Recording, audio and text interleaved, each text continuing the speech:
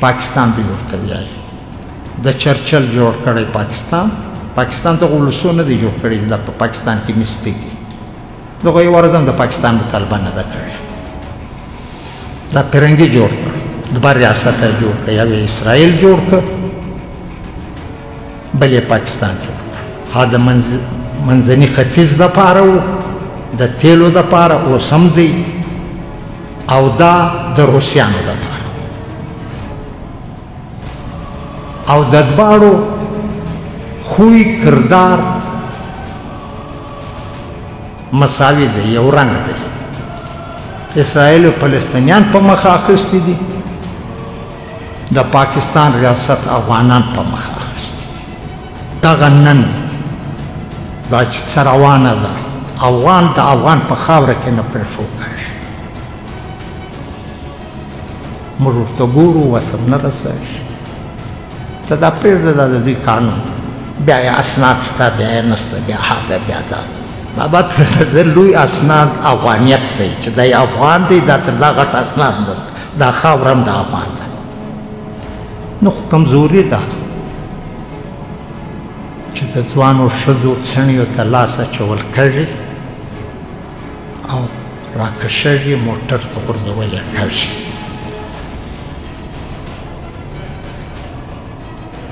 او موږ ګورو وس نه په وزیرستان کې اوس د سرو زرو ډېر غټ قانونه پیدا سوي دي ملیټري ولیاړه ده تار یې ترې راګرځولی دی هېڅوک زنانه نه شي وتلی ما ته یو هلک د ټوپ غږېده ول موږ چې د سهار د کیمپ په وړو سترګې به یې راوتړلې هلته به یې وړو کار به م کاوه دا غر ممکن لارۍ لوډېدې تلې پنجاب ته بیا چې بیا رایستوم سترګې به یې راوتړ دا لا غیر وجه ټاکلی دی او د دغه اهداف دپاره پښتانه جنګېدلي مړه سوي قید سوي بې عزته سوي دغه اهداف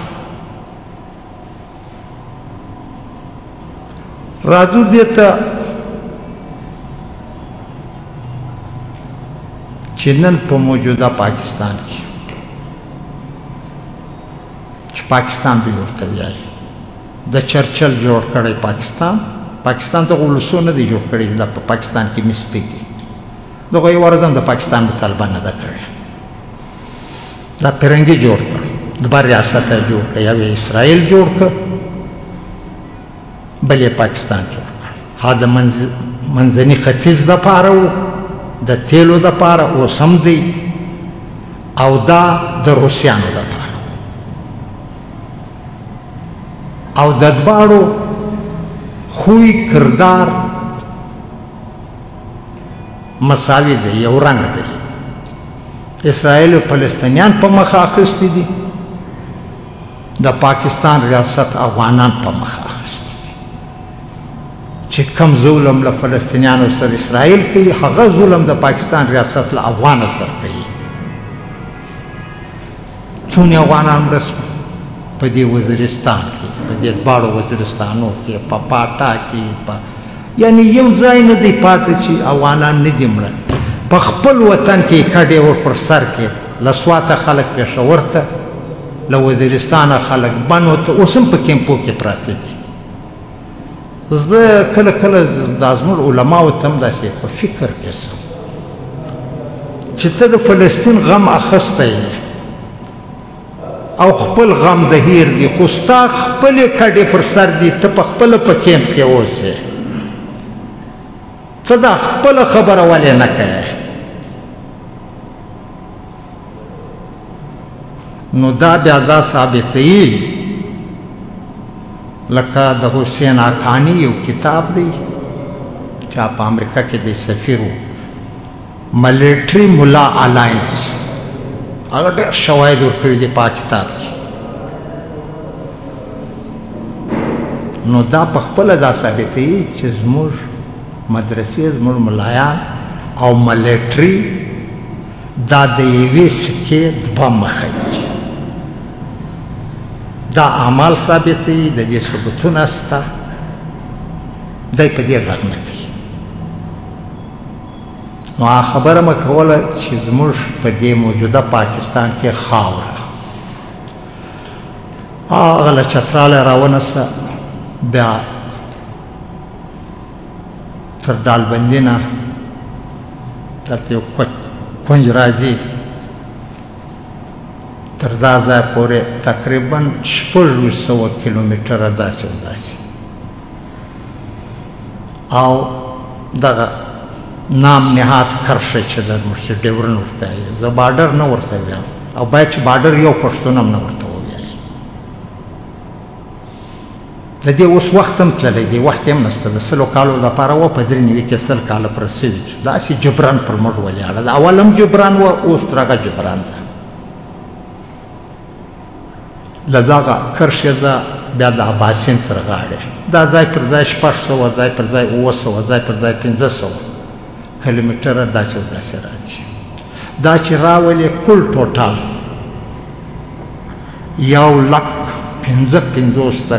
1,50,000 مربع تاسې په ګوګل کې سرچ کې زه به غلط یم مربع میله جوړوي چې نیم یورپ دی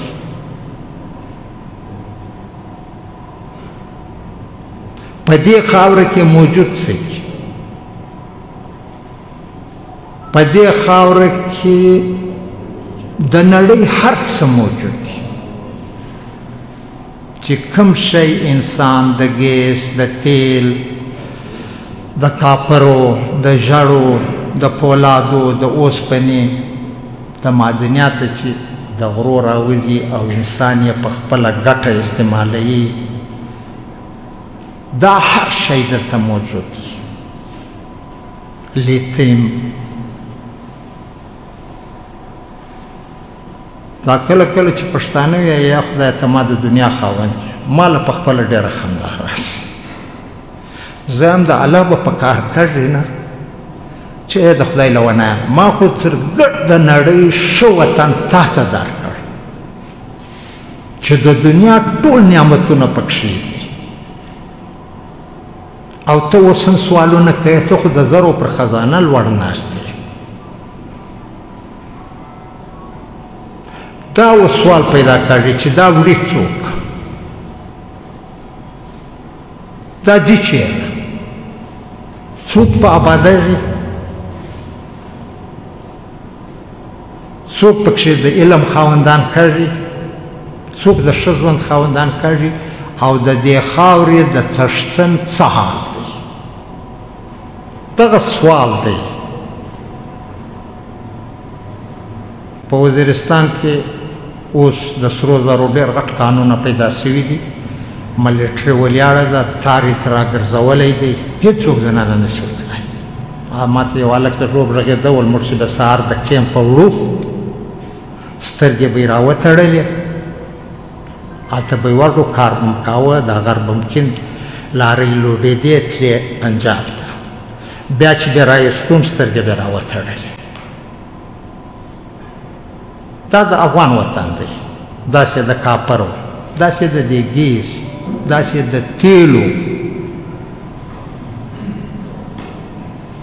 په پاکستان کې یو 80,000 بیرله تیل یومیا پیداوار دی په دې کې 45,000 بیرله د پښتون له وطنه دي که پېښور ته تللي یاسته چې کرک ته ورسئ له دې خوا چې ځئ ښي لاس ته اورونه چې بل وي دلته د تیلو کویان دي دلته ګیس هم دی دا د افغان وطن دی چې د یوې ورځې کروڑونه ډالر جوړه شي دا افغان ته نه ورکول کېږي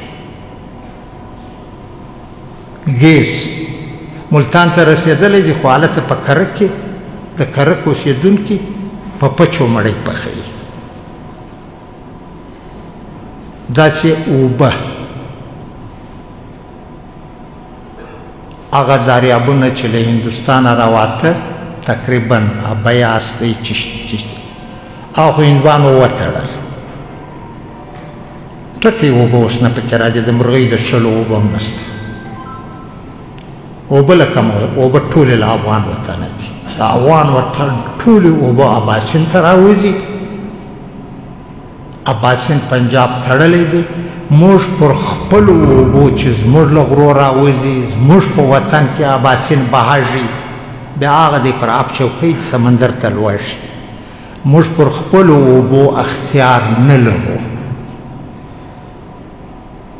دا چې تاسو ته ډېر خلک به تللي یاستله د را اسماعیل خانه څخه پېښور ته چې ځئ دا دښتې خو به م لیدلې وي تقریباً 300-400 کیلومتره دا دښتې دي، دا د مروتو د بنوڅیو دا دښتې په مخه راځي. پر دغه موږ د اباسین اوبه نسو راتړلی، موږ ته اختیار نشته په دې که د اباسین اوبه دلته تړلی کړي بیا به له پنجابه ریګستان جوړه شي، د بلې خوا اوبه نشته. دا موږ نسو راګرځولی. نن د پاکستان برښنا، آبي برښنا، برښنا د بجلي ته وایي، په پښتو کې موږ برښنا ورته وایي،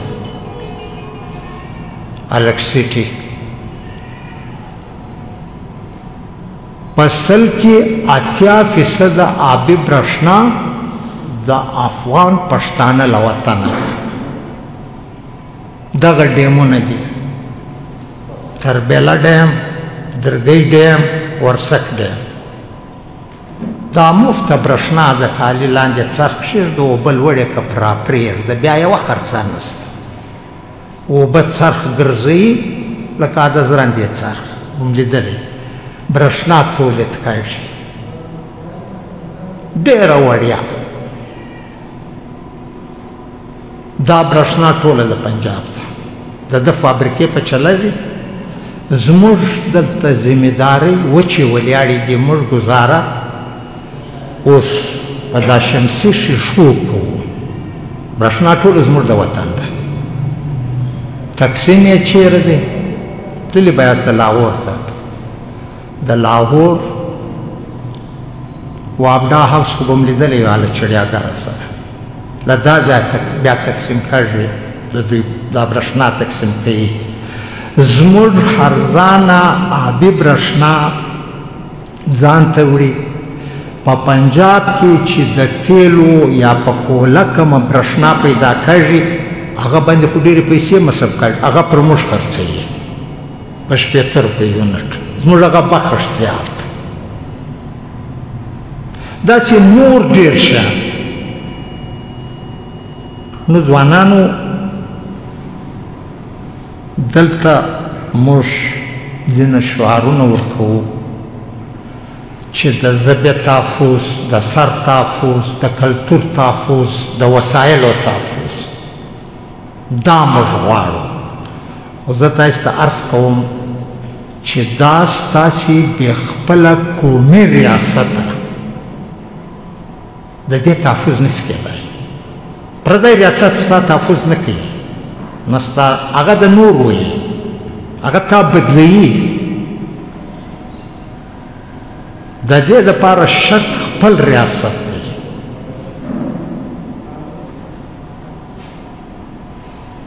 او نن په تاریخ کې خو د افغان جغرافیې ما ډېرې اوږدې درته بیان کې، خو نن چې کوم زموږ شعار دی، موږ خپله جغرافیه چې تر کومه ځایه زموږ ژبه ویله کېږي، له مارګلې تر آمو دا زموږ جغرافیه ده. چې دام ګټلې نه وي، دا ونه ګټوي، نه د افغان بدر ورځ په شر ورځ کې بدلېدای شي، نه د افغان بچی په نس مړېدای شي، نه پر خپل ټوټوبي روزګار پیدا کولی شي. دی به تښتي بهر ته. د ده وطن له سرو سپینو ډک دی. تنظیم د دغو اهدافو دپاره دی. د دغو اهدافو د ګټلو دپاره بیا تنظیم وي. تنظیم ضروري وي. بلا تنظیمه نه کېږي. ولې دا پښتانه چې دونې جنګېدلي دي، د دوی په اخلاص کې څوک شک نشي سمارلی چې دوی په دې کې اخلاصمند نه وو. یو څوک چې سر ورکوي تر دې بالا اخلاص نشته. کمزوري دلته وه چې تنظیم هم نه درلود. په هره ناوه کې جلا لښکر و، پر خپل سر تنظیمي تړون نه و، تنظیمي رفت نه و. ځکه فرنګي یا پنجابي هر وخت په ډېر اساني سره په یوه ناوه کې بغاوت کوي، دا بله به په خبره نه و، ډېر په اساني به یې ووهه. د دې دپاره تنظیم بیا ضروري دی. تنظیم د دې مقاصدو دپاره دی. او بیا روایتي تنظیم نه، یو علمي د نړۍ په سلیا په علم لیس او در اندیشه رهبري پکار ده. داسې رهبري چې هغه د 5 کالو بعد راتلونکي حالات هم نن ته څارلي وي، دونې آوټلوک وي، بیا به موږ دا وطن ګټو. او چې په کومه ورځ زموږ جغرافیه آمو او اباسین وګرځېده، لا غیر وجه په افغان کې امن هم دی، لا غیر وجه به د افغان پرمختګ شروع کړي. او چې افغان نیم نیم هم نه دی آزاد، هغه هم د دغه له وجې هر وخت واقع شي. او مخته بخښنه غواړم، دلته ډېر مشران ناست دي. ځوانانو تاسې به ډېره مطالعه کوئ، تاسې به ډېر کتابونه ویاست، پر تاسې چې تاریخ کم بار ایښی دی او تاریخ تاسې څنګه چیلنج کړي یاست، کم د دې چیلنج جواب ووایه. د مستقبل حکمرانان یاست او د دې کام ژوند به ښه کړي. او کم دلته پړاوه کا نیست و نابود یاست، بیا به نه یاست. نو د دې دپاره پر دې هم سوچ کول پکار دی. دا ځوانان یې په خپله اجنډه کې واخلي، سوچ پر وکړي. ځان یو داسې تنظیم هم افغانانو ته ضرورت دی چې هغه دا جغرافیه پوره ونیسي.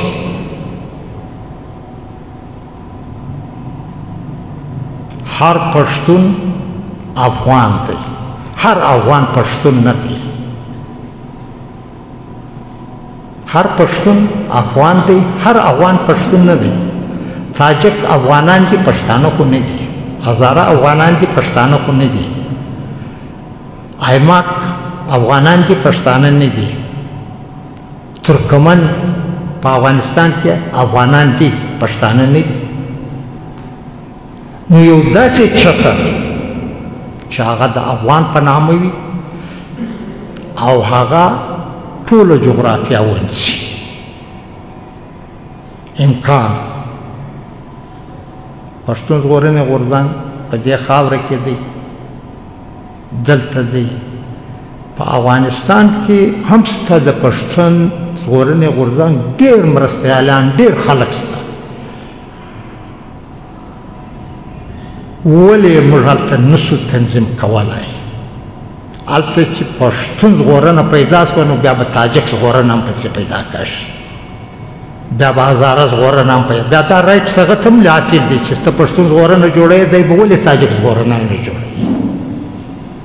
نو زه همداسې هم یو سوچ کول پکار دی چې ټول تر چتر لاندې راسو. دا تنظیمونه د وي لکه افریقن لیگ یا عرب لیگ، دغه په تنظیمي حواله داسې یو خاکه ده زما په ذهن کې درته ومو ویل، دا زما خپله اختراع ده، کان لري دا غلطه وي، دا درسته نه وي. نو د دې دپاره په تنظیم کې لږ دې خواته راځم. انسان په کومو قیدو کې قید دی؟ ورا قید معاشره، رواجات، قید فطرت، قید کورنۍ، دا ګډ جیلونه دي. انسان دا ټول زندانونه متولی شي، د علم په زور له دې وتی شي، خو یو داسې زندان دی چې دا ډېر کم خلک متوي. هغه څه شی دی؟ زندان ذات. د دې زندان ډېر کم خلک وځي.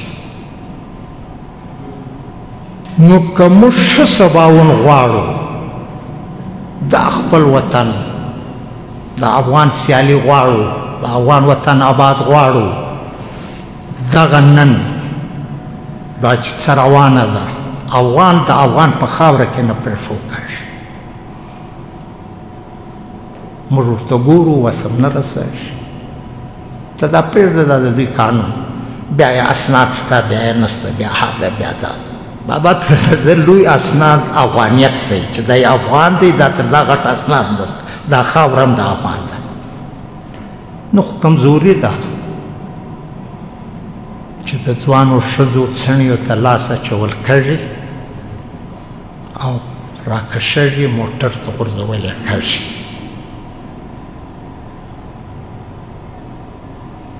او موږ ګورو، وس نه لرو.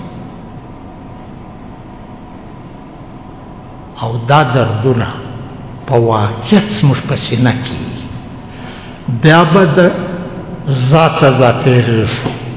او چې هر وخت موږ د ذاته تېر شو، دا تنظیم به بیا ډېر انقلابي تنظیم دی. دا بیا هېڅوک نشي خرابولی. او که موږ د خپل ذات په زندان کې وو، بیا به موږ هر وخت په تنظیم کې دننه ټکرې وي. بیا به هغه خوږوالی نه راځي. ګورئ، موږ چې په دې تنظیم راګډ شوي یو، زما تر ټولو رانږدې دغه ملګری دی چې دا پته، ولې دا زما فکري ملګری دی، دا ما ته تر ورور هم راتر دی، په دې راتر دی. ورور چې زما فکري ملګری نه دی، هغه له ما سره سنګر له نه ځي. دا زما فکري ملګری دی، دا له ما سره سنګر ته ځي. نو دا ما ته تر ورور هم راتر دی. چې د زندان ذات را موږ راووتو، بیا موږ هېڅوک نشي ماتولی. او که موږ په زندان ذات کې قید وو، بیا موږ هر څوک له منځه وړی شي ډېر په اسانتیا. که دا موږ کوچني دعوې، زه نه وږغېدم. تاسې باید پر خپل لوی هدف نظر ولرئ، نه پر کوچنیو شیانو. نو ستاسې په اجازه ډېره مننه. الله مو آباد لره، خوشحاله اوسئ.